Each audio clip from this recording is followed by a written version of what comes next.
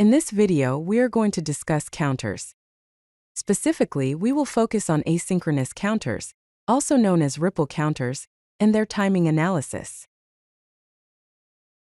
So what are counters?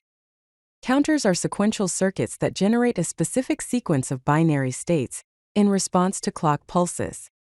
An example is shown here. The counter proceeds as 0 goes to 1, 1 goes to 2, 2 goes to 3, and then 3 goes back to 0. This is an example of a binary counting sequence. Counters can be classified into two main types based on how their flip-flops are clocked: asynchronous and synchronous. Asynchronous counters, also known as ripple counters, are designed in such a way that the flip-flops change state sequentially. Synchronous counters are designed in such a way that all flip-flops change state simultaneously with the clock.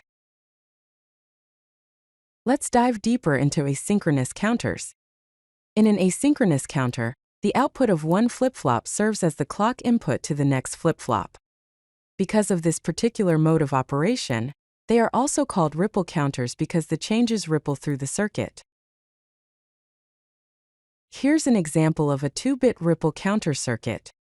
As you can see, the clock input goes into flip-flop 0.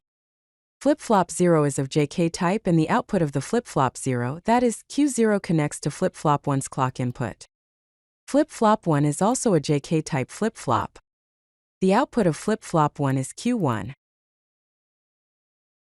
Now let's observe the state of this 2-bit ripple counter through a truth table. Initially at clock 0, both Q1 and Q0 are at 0.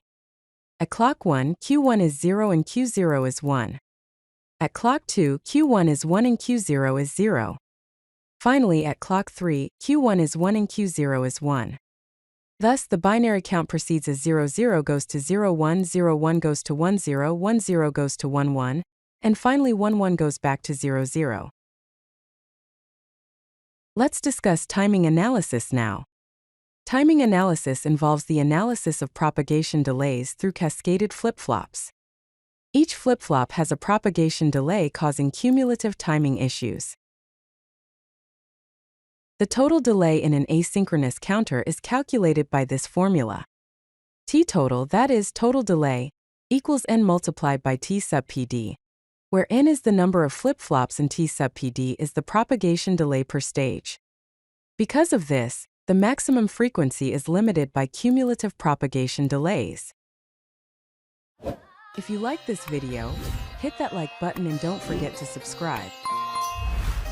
Visit CodeLucky.com for more such useful content.